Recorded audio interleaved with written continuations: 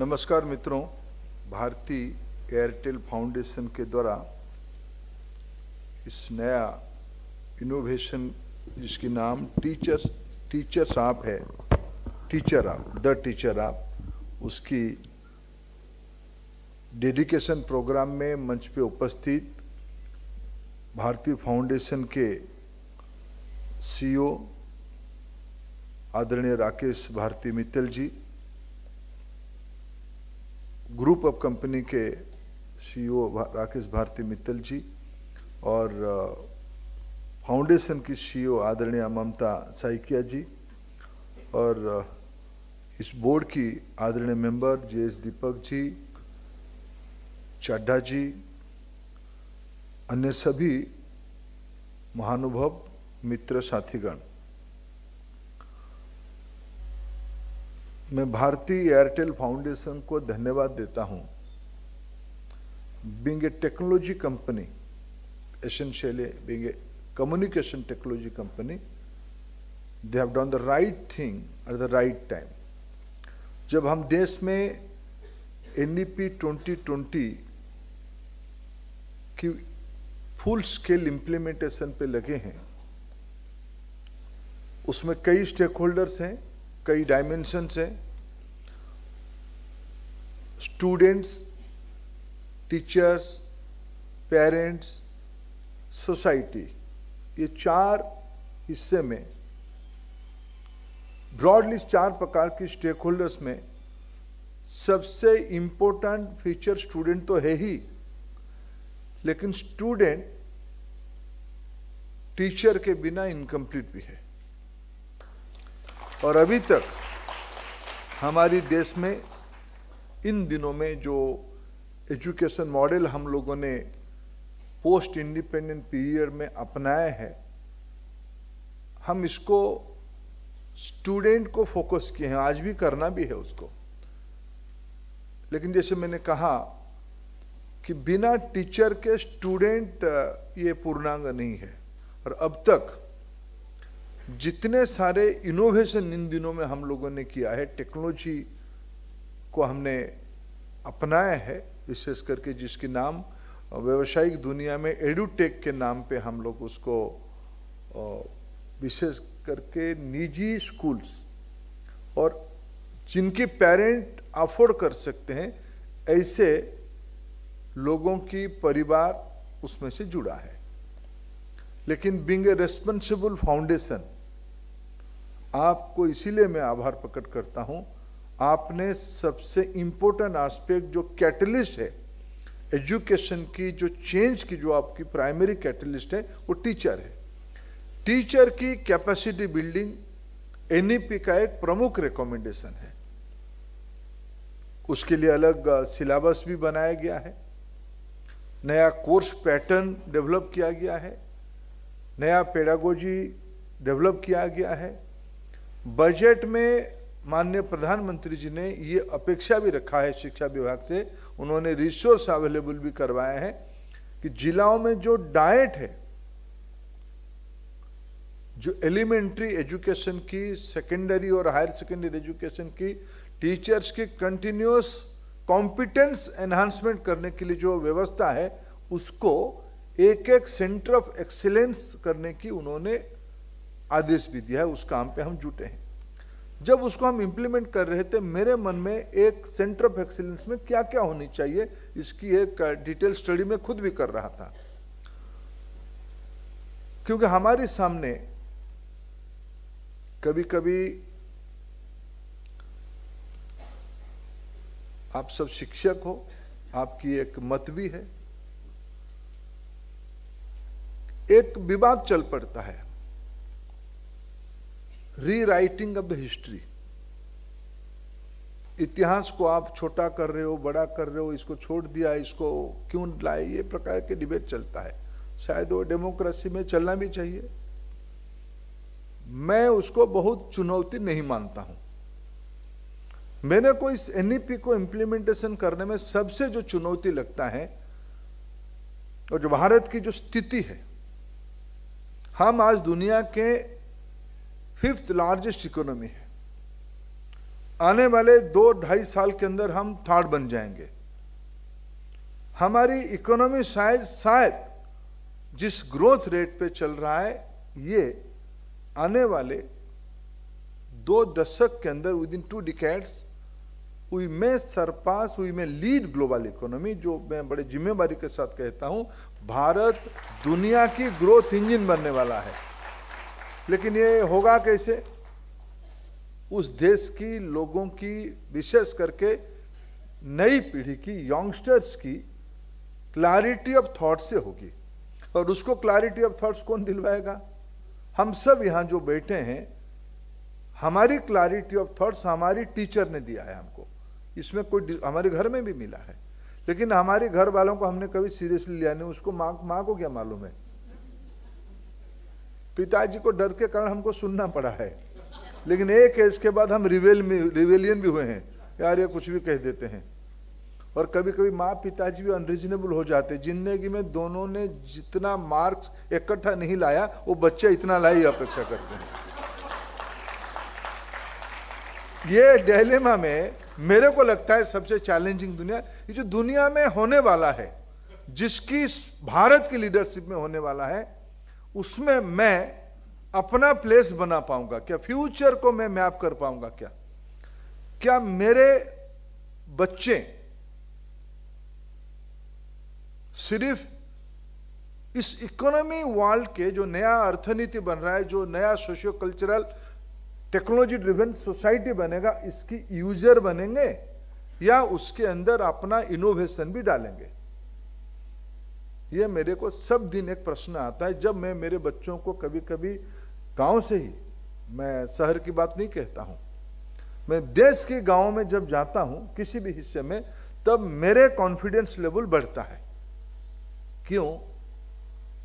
मैं उस बच्चों में जो जिज्ञासा की गुण देखता हूं, उनके मन में जो क्रिटिकल थिंकिंग की डायनेमिक्स मेरे को ध्यान में आता है, कभी कभी उसमें मेरे को डर लगता है कि हमारे जो टीचर्स हैं, आर दे कॉम्पिटेंट?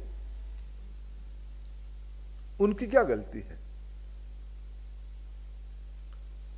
इसलिए फ्यूचर को मैप करना मेरे को सबसे चुनौती लगता है। Mathematics, physics, chemistry, biology, history, social science, geography, ये लगभग स्टैटिक है। न्यूटन की थ्योरी बदलने वाला नहीं है, उसकी इंटरप्रिटेशन बदलेगा। लेकिन ये सारे सिंथेसिस होने के बाद जो इकोनॉमी मॉड्यूल्स बनने वाला है, जो रोजगार की व्यवस्था बनने वाली है, जो न्यू लाइफस्टाइल आएगा, इसके अंदर जो स्किल सेट्स लगेगी, क्या हमारी दुनिया, टीचर्स एंड स्टूडेंट, शिक्षक और विद्यार्थिनी उसमें से अपडेट हैं क्या? जिस देश ने उस फंडामेंटल को एड्रेस किया है, वही डेवलप्ड इकोनॉमी हो पाया है, और हमें बनना ही है। इसीलिए मैं इस क्रिटिकल एरिया में भारतीय एयरटेल फाउंडेशन, पहली बार, मैं शायद मेरे ज्ञान सीमित भी हो सकता है, लेकिन मैं अभी तक, मैं तो राकेश जी की भरोसे पे आ गया, कुछ अच्छा करते होंगे, लेकिन सच में आपने अच्छा किया है। क्योंकि मैं एयरटेल को एक सिर्फ कमर्शियल एंटिटी कभी नहीं माना। Yes, it's a commercial entity, लेकिन इनकी बारे में मैं जितना पढ़ा हूं, जानता हूं, always they have a social commitment. मैं कभी, मेरे वहां एक तूफान आया था तटीय इलाका में, 2-4 साल में एक बार साइक्लोन तो आ ही जाता है। तो मैंने 3-4-5 साल पहले इनको फोन किया, सुनील जी को फोन किया कि सुनील जी, उस इलाका में कनेक्टिविटी की इशू है, और हमको यहाँ के जो लोग कहते हैं कि अगर आप ही कुछ कर सकते हो, क्योंकि कोई क्राइसिस में हो, तो सबसे पहला जो चीज आज आवश्यकता है, खबर पहुंचाना, खबर लेना और खबर पहुंचाना। इसके लिए आज के दिनों में टेक्नोलॉजी ड्रिवन मोबाइल नेटवर्क ही एक रास्ता है। तो उन्होंने 24 घंटे के अंदर वो काम करके दिया। तब से मेरा एक भरोसा बना है कि भाई ये तो कर देंगे। और मैं आज बहुत प्रसन्न हूँ, भारत की शिक्षा विभाग की दायित्व संभालने के नाते, जो एक प्राइमरी आवश्यकता थी, एक टीचर को सब्जेक्ट से निकाल के रोड लर्निंग की इकोसिस्टम से निकाल के कॉम्पिटेंसी और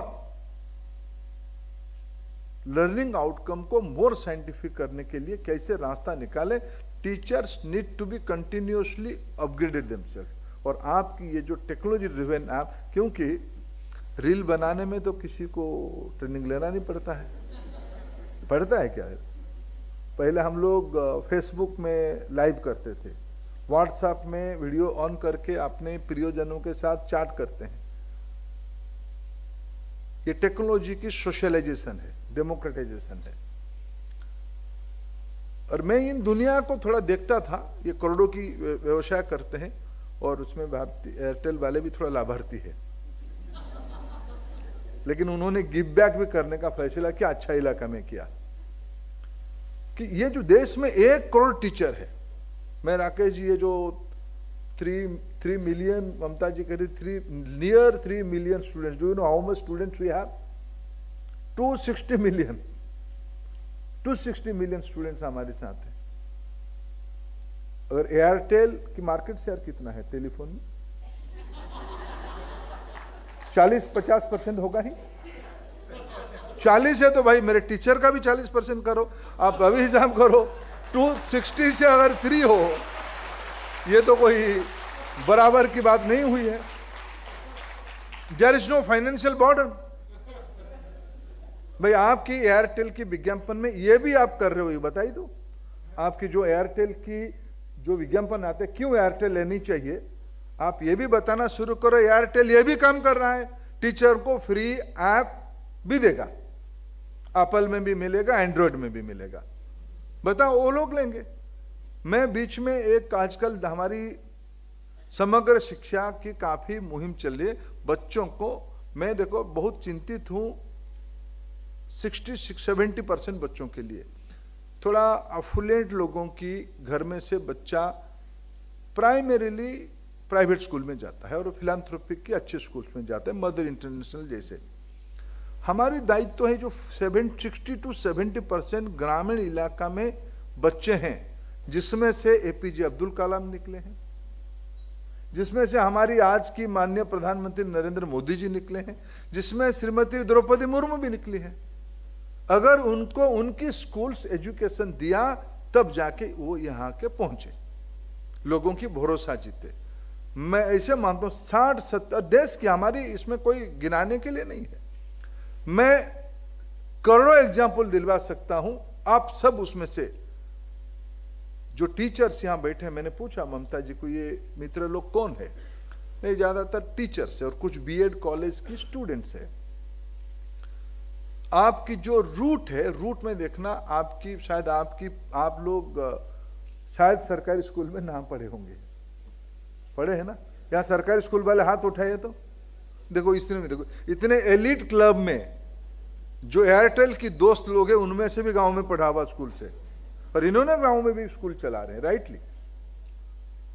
ये जो 60-70% हमारे गांव के बच्चे हैं, रूरल बैकग्राउंड के बच्चे और अर्बन पुअर है, इनकी चिंता समाज को करनी है। इसीलिए मैं एयरटेल भारती फाउंडेशन को, भारतीय एयरटेल को धन्यवाद देता हूं। उन्होंने इस प्रकार की लोगों के जो शिक्षक है उनको एक ओपन एक्सेस की आप आपने बनाई है, और मैं कभी रुचि लेके इनको दिखना चाहूंगा उसमें है क्या। एनसीईआरटी वाले बैठे, एनसीटी वाले मेरे साथ रहेंगे, और हमारी जो अथॉरिटी हब हमने बनाई है, एनईपी की एक्सपर्ट्स ग्रुप बनाए, इनके साथ मैं थोड़ा चाहूंगा ममता जी जितना जल्दी हो, और आपकी 5-10 ग्रुप के साथ भी बताओ। जिससे मैंने अभी आने वाले दिनों में भी हम नया टेक्स्ट बुक बना रहे हैं, 15 क्लास की टेक्स्ट बुक बनेगा,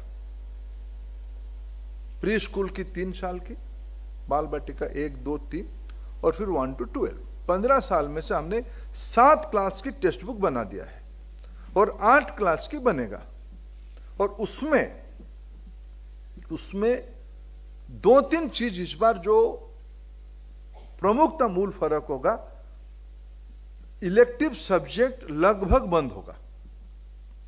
nothing will be known as elective subject, means skills, liberal arts, dance, song, ये सब पहले ऑप्शनल, ले नहीं लो चलेगा, इसलिए लोग लेते हैं कि डीयू में अच्छे से एडमिशन मिल जाएगा,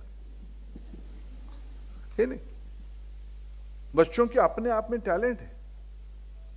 एक बैलेंस सोसाइटी के लिए इन बच्चों की भी विकास की आवश्यकता, उनकी रुचि, बच्चों की क्रिटिकल थिंकिंग तब बनेगी अगर उनकी रुचि के हिसाब से, उनकी एप्टीट्यूड के हिसाब से हम उनको अपॉर्चुनिटी दें। या हम जो अपना सीमित ज्ञान में, यही टेक्स्ट बुक है, यही लर्निंग प्रोसेस है, अगर उसी में हम उनको बांधेंगे तब उसकी रोट लर्निंग ही होगा। इसलिए इस आप में आने वाले दिनों में जो मैंने कहा कि मेरे को सबसे जो चुनौती लगता है कि इमर्जिंग इकोनॉमिक प्रैक्टिसेस को, पिछले 2015 में दुनिया में जितने जॉब था उसकी 25% अबोलिश हो गया। 2028 आते आते अभी की एग्जिस्टिंग जॉब की 44% बदल जाएगा। सोसाइटी स्किलिंग, अपस्किलिंग, रीस्किलिंग में जाएगा और भारत दुनिया की सबसे यंग पॉपुलेशन वाला देश होगा। उस समय में ये सारे कन्वर्जन की पासवर्ड हमारी टीचर है। और मैं बहुत कॉन्फिडेंट के साथ कहता हूं, हमारी ये 1 करोड़ टीचर्स, टैलेंट में इनके पास कोई कमी नहीं है, इनको अपॉर्चुनिटी और एक विजन देने की आवश्यकता है।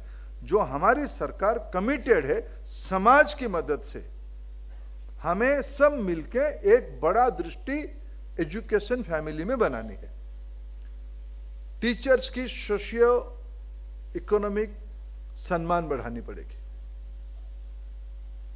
टीचर्स की, मैं डेवलप इकोनॉमी में कभी कभी जो हमारे देश में था, जब अलेक्जेंडर इस देश से लौट के गए, उन 2-3 मित्रों ने एक बात किया, इस देश को हराना मुश्किल है। क्यों ना, यहां की एक व्यक्ति ऐसा हमको मिला जो राजा से ऊपर है। या राजा को हराने से राज्य नहीं हो जाता है। राज्य फिजिकली हो जाए, राज्य के लोग नहीं मानते हैं, वो राजा को नहीं मानते। किसको मानते हैं? वह एक गरीब टाइप का आदमी है जिसके पास कुछ नहीं है, जो समाज की टीचर है, शिक्षक है, उसी को मानते हैं। हमारी ये गुरु परंपरा है। 1835 में अंग्रेजों की कुछ 100-150 साल हो गया था भारत में व्यवसाय करते हुए। उनको लगा कि उसको कैसे हमारी इकोनॉमिक इंटरेस्ट को सस्टेन करें, तो उन्होंने एक ब्रिटिश पार्लियामेंट में, वो पब्लिक डोमेन में है, वो चर्चा करवाया कि भाई जब तक भारतीय शिक्षा प्रणाली को हम जड़ से नहीं निकालते हैं तब हम भारत को लंबे समय तक इकोनॉमिक कॉलोनी नहीं बना पाएंगे। मैकॉले ने यह विषय मसौदा 1835 ब्रिटिश पार्लियामेंट में उपस्थित किया था। क्या हमें अभी इंग्लिश को छोड़ देना चाहिए क्या? मेरे अलावा सभी ने इंग्लिश में बोला, और जो मैं बोल रहा हूं फिर आपको लगता है कि इसको थोड़ा कम आता होगा। भारत में सामाजिक मर्यादा को कॉलोनी की भाषा के साथ जुड़ा गया है। पूरा यूके में कुछ इलाका में भी इंग्लिश नहीं कहते हैं। यूरोप तो छोड़ दो, भारत में दुनिया की 4 पुरानी भाषा है, दुनिया की मैं कह रहा हूं, तमिल, संस्कृत, प्राकृत, पाली। इन चारों भाषाओं को भी भारत सरकार क्लासिकल लैंग्वेज की मान्यता दिया है। हमारी सभ्यता में विज्ञान, कला, संस्कृति की अगर अनुध्यान हम करते हैं तो हमारी संपन्नता ध्यान में आती है। मैं भौतिक, फिजिकल और मटेरियल अचीवमेंट के बारे में सिर्फ नहीं कहता हूं। भारत 21वीं सदी में एक ज्ञान आधारित सदी होने वाला है। हम 24 साल पूरा करेंगे और 2-3 दिन के बाद और 1 महीने के बाद। आने वाले जो 75 साल होगा इस 21st सेंचुरी की, इसमें भारत को अपने आप में पोजीशनिंग, रीपोजिशनिंग होगा। ये साइकिल होती है। This is the moment, this is the period, this is the opportunity for India. और मैं बिल्कुल मानता हूं कि इसमें हमें टेक्नोलॉजी के माध्यम से एक बहुत बड़ा लीप फ्रॉगिंग करेंगे। Skills, liberal arts, social requirement, research, 1 lakh crore रुपया की सॉफ्ट लोन, एक प्रकार से ग्रांट 50 साल की सरकार ने अनाउंस किया है रिसर्च के लिए। कंपनी अपने R&D सरकार की सॉफ्ट लोन से कर सकते हैं। कौन उसकी फायदा में रहेगा? और जो आप स्कॉलरशिप देते हो, आप स्टेम पे देते हो, कम से कम इतना अच्छा काम करते हो, आप उसमें कम से कम एजुकेशन को जोड़ो, लिबरल आर्ट्स को, ह्यूमैनिटीज को मत जोड़ो, चलेगा। लेकिन आप सिर्फ इंजीनियर सोसाइटी को नहीं चलाएंगे। आपने खुद आप बनाया टीचर्स के लिए। देश में अच्छा टीचर तब बनेंगे अगर उसकी मर्यादा बढ़ेगी।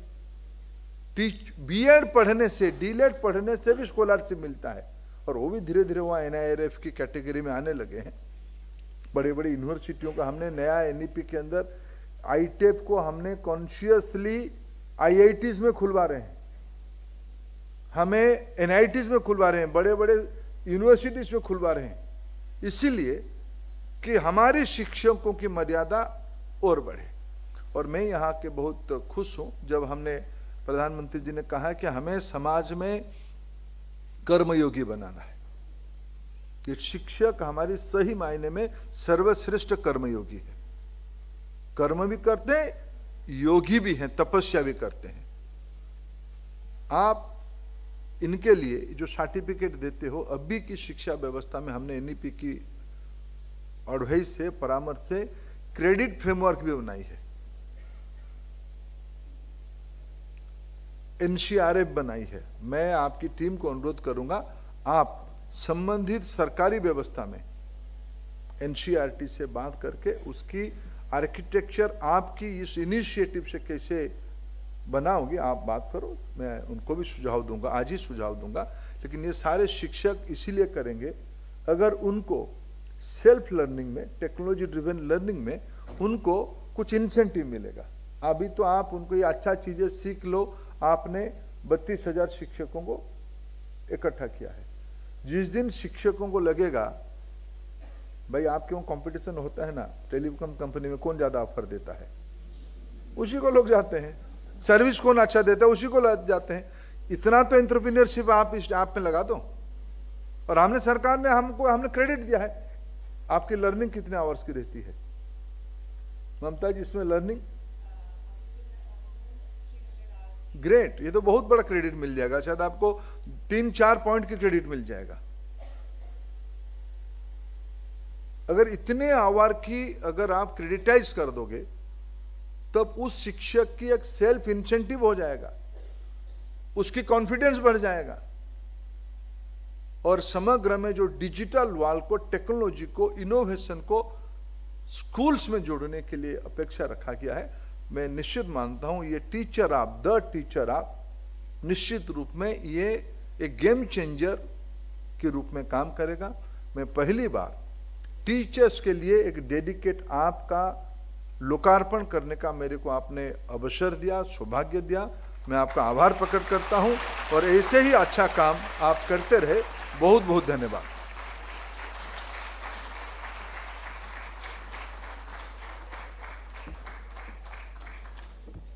Thank you, sir.